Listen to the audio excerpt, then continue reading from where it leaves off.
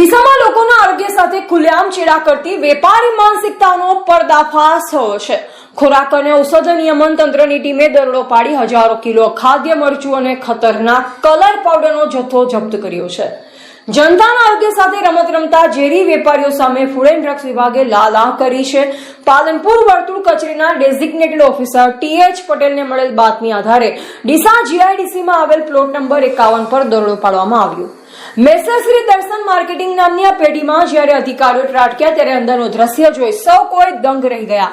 પેઢીનો માલિક શિવમ સંજયકુમાર મહેસુરિયા મરચાના પાવડરમાં માત્ર ભેળસેળ જ નહોતો કરતો, પરંતુ લોકોના શરીરમાં ધીમું ઝેર રેડી રહ્યો હતો।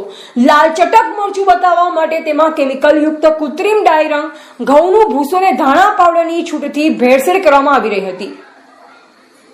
તપાસ સ્થળ પર ફૂડ સેફ્ટી વનના કેમિસ્ટ PM ચૌધરીએ મેજિક બોક્સ દ્વારા પ્રાથમિક ચકાસણી કરતા જ મરચામાં કેમિકલ કલરની હાજરી છતી થઈ ગઈ હતી।